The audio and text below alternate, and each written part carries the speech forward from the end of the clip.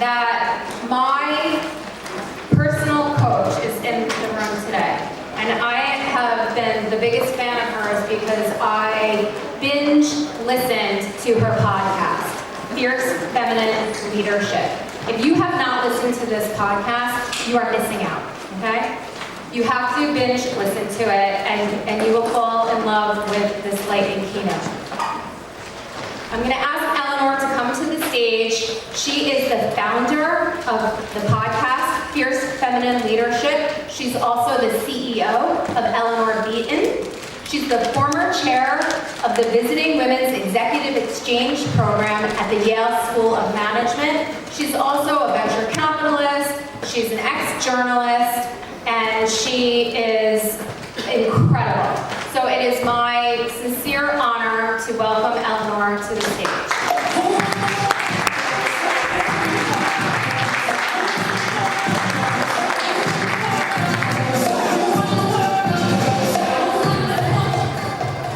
Hi, how are you guys doing?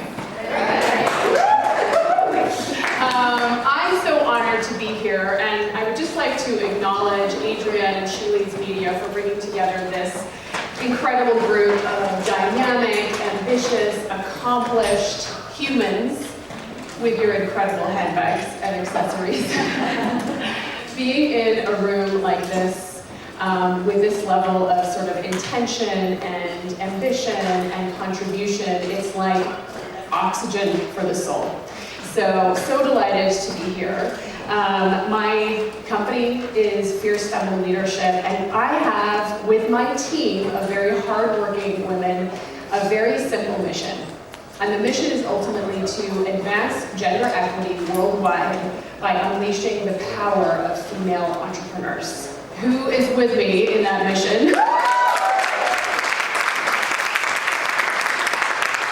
The incredible thing as you start to tap into communities of women entrepreneurs, and of course, you know, the panels that we are seeing are sort of impromptu communities up here, but one of the recurring themes that I've heard throughout the morning is this desire of female founders and women entrepreneurs to give back, to share the knowledge that we have as quickly as we have it, to take those lessons and to share with other women who are starting and scaling businesses. And so my company is absolutely a part of that.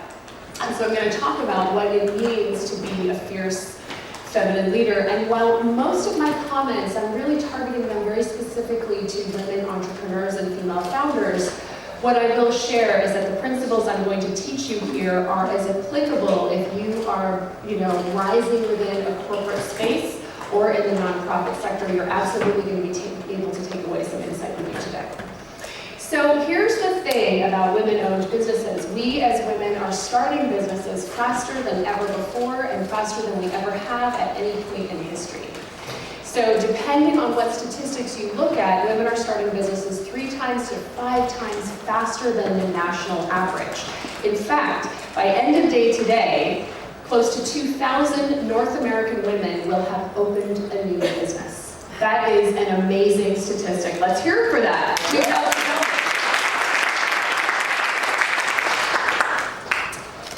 1.7% of those businesses, you can see that right here in this gorgeous pie chart, 1.7% of those businesses will grow past the 7-figure market revenues.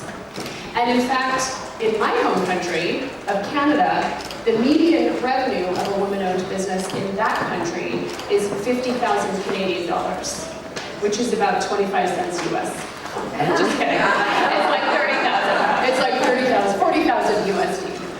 So if you are like the leader, the executive director of a university-anchored incubator for women-owned businesses that I talked to, who told me once, oh, but Eleanor, women really don't start businesses for the money.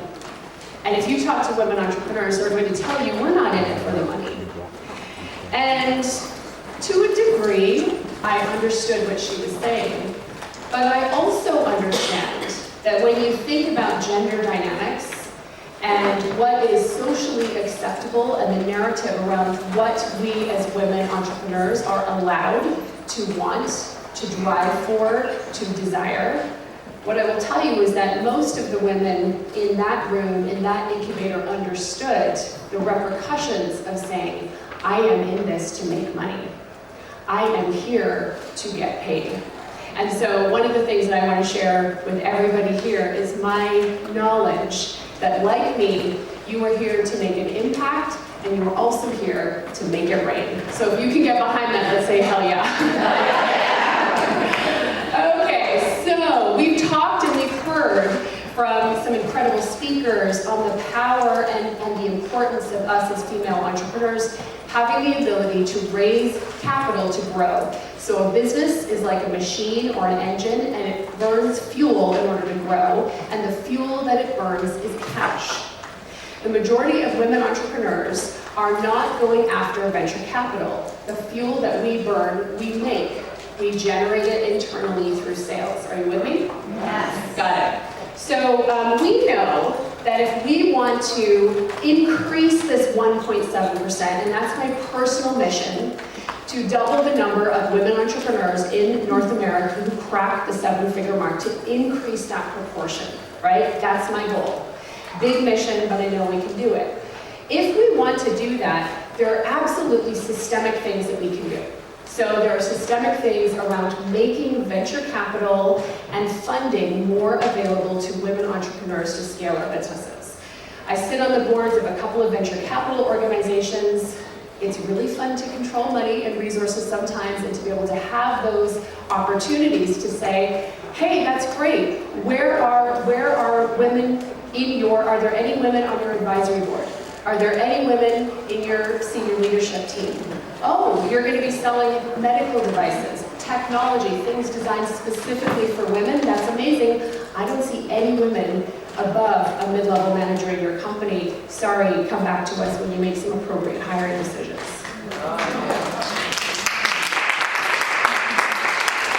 So there's stuff that we can do that looks like that. But here's what I also know from my work as a business coach, really doing a lot of work helping women-owned businesses, particularly in the service-based areas, scale from 6 figures into multiple 7-figure and 8-figure revenues. That one of the most important ways that we can grow that 2% is not only through systemic change and advancement, but also, this is true of men too, the best way to grow a business is to grow the leadership skills of the founder, himself or herself. So what I will share with you today is some of the research, the sort of results of some of the research that we have been doing in my company and that I have been doing personally to really uncover what is it that sets that upper echelon of women entrepreneurs and female founders apart. And it's not that they were born with the right name. It's not that they were born with a silver spoon in their mouth. It comes down to a powerful and nuanced set of leadership and communication skills that they are able to strategically apply day by day. So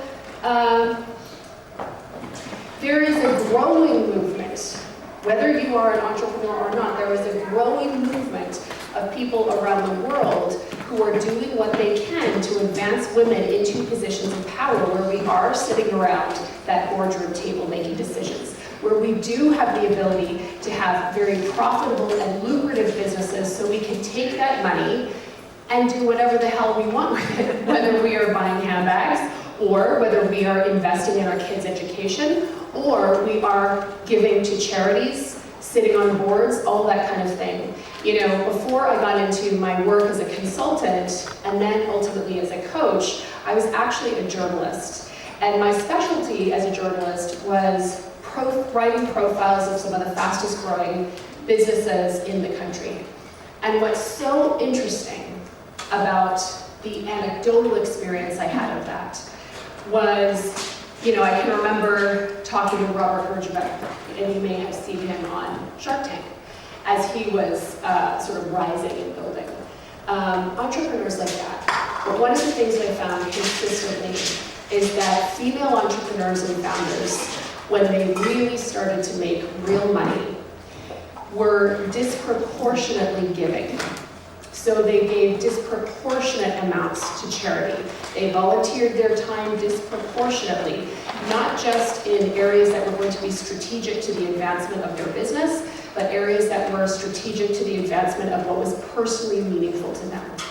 So there are a lot of women and a growing movement of people who want to see women more cash rich and more power rich. Now, there's a whole other talk, there's a whole other conversation that we could have about our comfort with power. The challenge today is not about women's leadership, it's about women's power and our relationship with power and how other people's relationship with our power. But that's a tangent we're not going to go down today. But here's the thing. I'm not sure if you guys saw Melinda Gates through Pivotal Ventures. Her company has just earmarked $1 billion to advance women in what she considers to be 3 power sectors: technology, politics, and media. And here's what she said: if we're going to act, we have to act now. I want to see more women in the position to, now follow this language, make decisions, control resources, and shape policies and perspectives. Melinda Gates is doubling down, betting $1 billion on women in power. And I think as collectively, I think we're part of that movement. And what I'm about to share with you is a leadership fundamental if you are going to lean into greater power. Because here's what I know to be true. The money is a lag indicator, a lag expressor. It is an expression of power. There is the problem with having money, your money, the revenue that you generate, be a symbol of power, is that it is outside your control. So when you look at that 1.7% of female founders and entrepreneurs, when you look potentially at the 4% of women who are able to become CEOs of the top Fortune 500 companies, here's what I think we need to understand. That set of communication and leadership skills, they had to build those and practice those as they grew, right? And so the core skill that I have identified through countless conversations with top female entrepreneurs, you heard it here in the most recent panel, and I didn't pay them to say it, is a skill set that I call radical conviction. So you'll remember 2 of the founders up here said, you're going to have great ideas, and people are not going to believe in those ideas. And you are going to have to lean into your commitment to your ideas anyway. Do you all remember when they said that? So radical conviction is a core emotional underpinning, a lead indicator of power. What this means is that we have a lot of conversations in women's events about confidence. You know, oh, you need to be confident. The problem is that our confidence is based on our prior experience.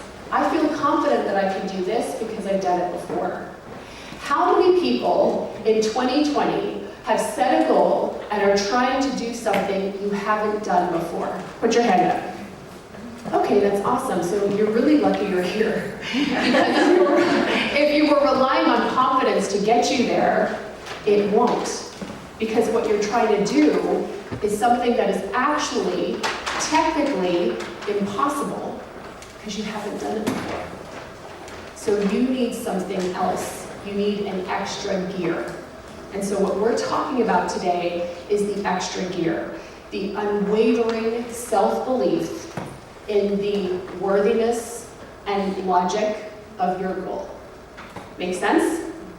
All right, so let's talk about how you build it. The first step in cultivating radical conviction is the understanding that you need to first, so we need to take a look at our numbers, we need to take a look at what's going on in the market, we need to make educated guesses, but you also need to understand that it's critical you release the need for certainty. Confidence and certainty, they rule the comfort zone. Uncertainty and conviction rule the growth zone. It's very different, okay? So, there's 2 what I call cash-rich commitments you need to make to get radical conviction working for you. So the first cash-rich commitment or decision is that you are going to honor your big mission. One of the things I love about being in a Women Entrepreneurs Conference or a Women's Leadership Conference is you hear the women up here. And for every single woman, it's not just about gorgeous travel bags. It's not just about gin. I mean, it could be just about gin. It's not just about gin. It's not just about a co-working space. It is about an elevated mission, right? And so one of the first aspects of radical conviction, when you take a look at women like Tanya Jashan, who's been named Canada's top female entrepreneur, you guys might not have known that, but she is.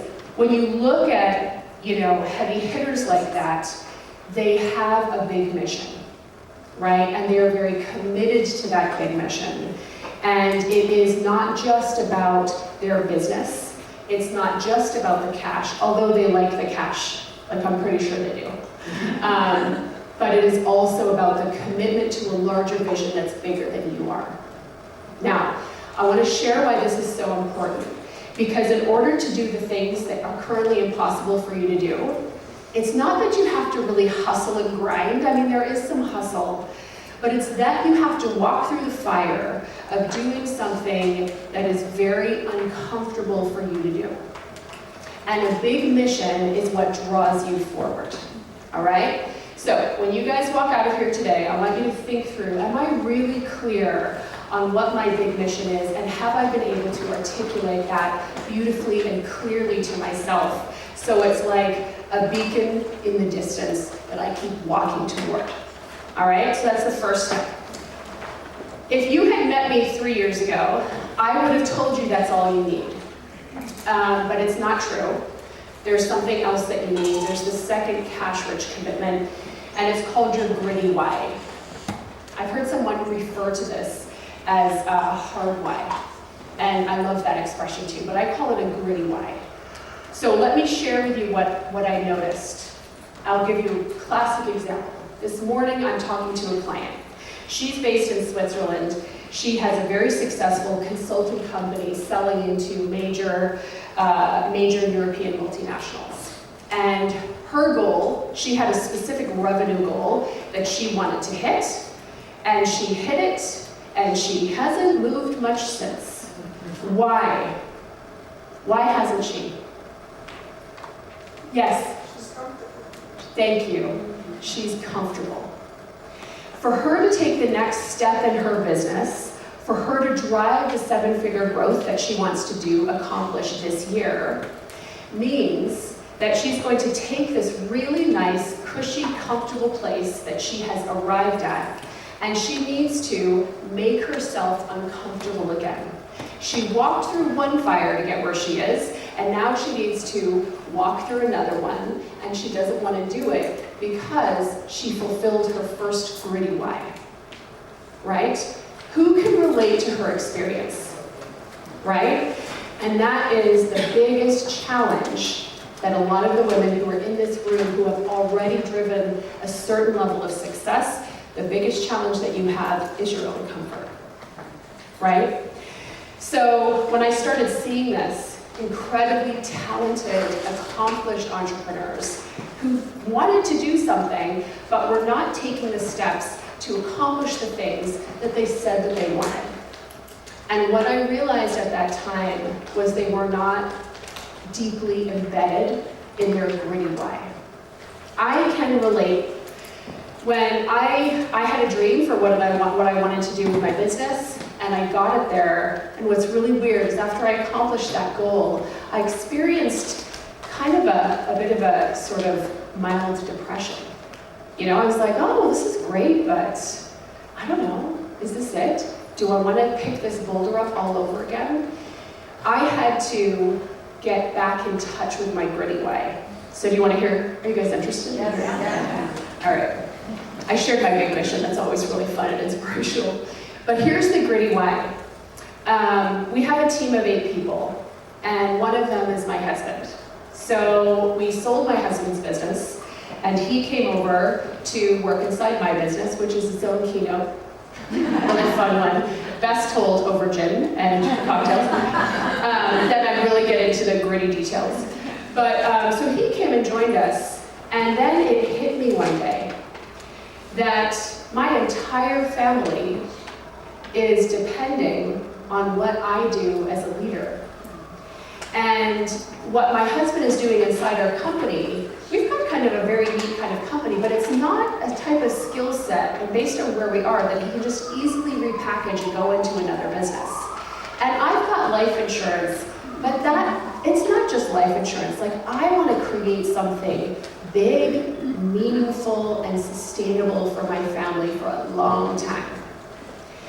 So my gritty why is them. I have my mission, but there are things uncomfortable things every day that I have identified I want to do, but my current comfort level would make it so easy not to do. But I get into the gritty why. So here's the deal of how to use it. Number one, you have to identify what it is. You have to name names, get personal, it's got to be real. And a powerful gritty why actually has a very clear emotional resonance that feels like fire. You know? It's the kind of fire that I see the entrepreneurs who take venture capital, who have teams, who have a lot of people, who have invested a lot of money, their reputation is on the line, they have sold their vision to people who are leaning into that vision. That's their gritty why they know they need to fulfill, right? So all of us have to uncover for ourselves what's our gritty why, and it needs to be, you have to feel fire, right? If you don't feel fire around it, it's probably not strong enough. And some of you might be like, ooh, that's a little too intense, Eleanor, I don't know about it. But here's the thing, power is an activation agent. You don't need to go around being powerful every minute of every day, but there are absolutely moments in the course of the day when you need it. You need that explosive agent to move you through something that's hard to do. It's like adrenaline, okay? That's what your gritty why is, and that's why you need to get in touch. So those are the two cash-rich commitments. Got it? All right. The next thing is that the next part of radical conviction. So the first is really that commitment to the big vision and to the gritty why. The second thing, and this is really fun, is that your life is going to get uncomfortable because you're putting yourself in the path of discomfort frequently. And a big part of your work, of the work of all of us, is to learn how to find peace and rest in the midst of that discomfort. And to speak, and to directly address the topic that I know is the opening keynote this morning, that's critical. The ability to find rest and peace, even in the midst of growth, which is traditionally uncomfortable, is critical for all of us. And that discomfort is going to come in all kinds of weird and wonderful ways.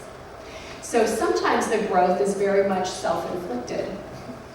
Sometimes the growth is you'll kind of see it around you, and internalize that growth, that discomfort, right? So it's really important to get comfortable with the discomfort. The best way to do that is to be in rooms like this one. Sometimes it's enough to have someone say, yeah, I've been there too. They're nodding their head as you're telling your story because they understand you have a collective experience. There's a great Lakota saying, which is, growth happens in the spaces between people, right? So that's the third part.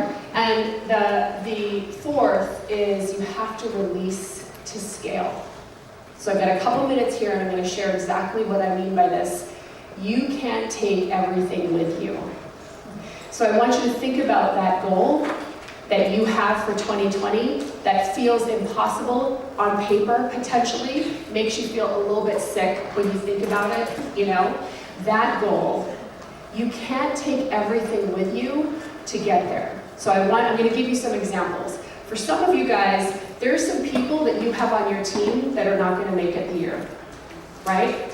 For some of you, there are some friendships and relationships that you have grown out of. For some of you, it's like literally a matter of, you need to upgrade your wardrobe. Like you are, you know what I mean? And sometimes it literally is, this is not frivolous, it's legit. You guys know, Marie Kondo is the person that she is for a reason, it's real, right? But there is stuff that you have to release. Within the last year, my company made a strategic, difficult decision. We cut half our audience and a revenue stream that contributed 40% to our top line. Because intellectually, I knew that as we continued to scale, it was unsustainable. It was the best decision we made. It simplified and sped up growth.